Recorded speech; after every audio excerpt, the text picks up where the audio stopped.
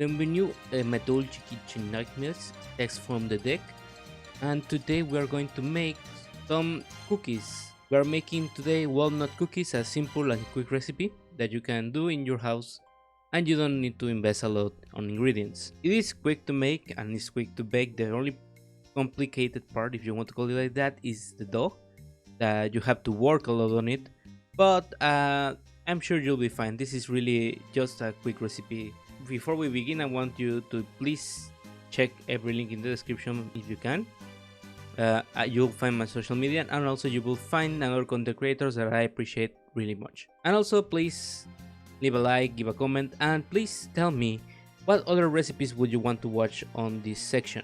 But without further ado, we are going to do the ingredients list. We're going to start with flour, of course. We are going to use 1 kilogram of flour, not a self-rising flour, just normal regular wheat flour. We will also use sugar, a third of cup of sugar. It is really up to you how much sugar do you want to use, but a third of a cup is just fine. Then we have beer. Yes, we are going to use beer on this recipe. No, that's not weird. This is really common actually, because this is the thing that we're going to use to raise our cookie dough. Of course, we are only going to use 1 can of beer, a regular size can of beer, or if you are going to use something like this, use 3/4 of it. You don't want to overuse beer because then the dough will be sticky and won't raise enough, but also the dough has to be really hydrated. So please be sure to check your quantities manually, but usually 1 can of beer is all you need. Then we're also using vegetable shortening. It is important that it's vegetable because we don't want pork flavored cookies, and we're going to use just half a kilo or 500 grams of it. And finally, we're going to use some walnuts. It is dependent on your choice, and that will be it. So without further ado, we're going to go with the procedures and the full recipe next. We start by putting our cup of walnuts in our food chopper. If you don't have one of these, you'll have to do it manually. We want them as fine as we can because we don't want big chunks of walnuts on the cookies. Then we are going to put our full kilogram of flour into a large bowl. We are going to add, of course, the vegetable shortening and the can of beer. The vegetable shortening must be a little bit warm because we want to handle it with our hands. We're not going to use a mixer in this case. And if it's too cold, it's like a big block of rock. So you need to preheat it a little bit first, just so you can just handle it perfectly fine. We want to integrate this all together in once. Also, we have to add the sugar. We start mixing with our hands this combination of things, and we are also going to pour beer from time to time, just so we can integrate all of the flour all together with all of our other ingredients.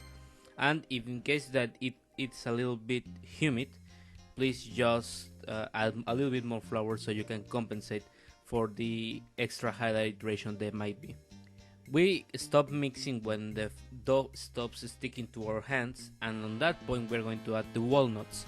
We want to integrate all of the walnuts and mix them well on the dough, so it is uniformly distributed, and we can start making our cookies and our portions apart.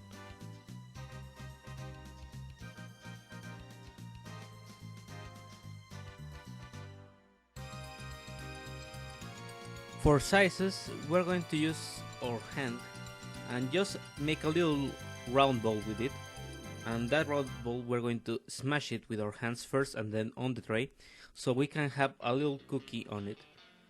Then we're going to repeat this process a lot of times until the tray is full. You can leave them a little bit together, that doesn't matter because they don't stick to each other. You're going to put it in a preheated oven at 180 degrees for about 10 minutes, or until you take them out and flip them and you see that the part that was pointing down is now like a brownish color. You will flip them and put them another 10 minutes, or the amount of time you watch that the cookies took to cook well. When that time passes out, take them out of the oven and put them on a topper.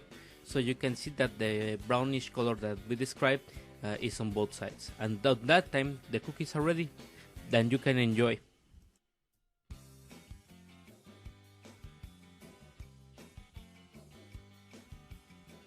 And that's going to be it for today's video. As you can see, I'm recording this on a different day because I hate continuity. I want to thank you very much for spending your time with me, and if you want to check another type of recipes, leave it in the comments what you want me to cook, and I'll try to do my best to cook it and upload it on time. Also, I do Yu-Gi-Oh sometimes when I'm not cooking. You can check that out on my channel, please subscribe, and until the next time, adios.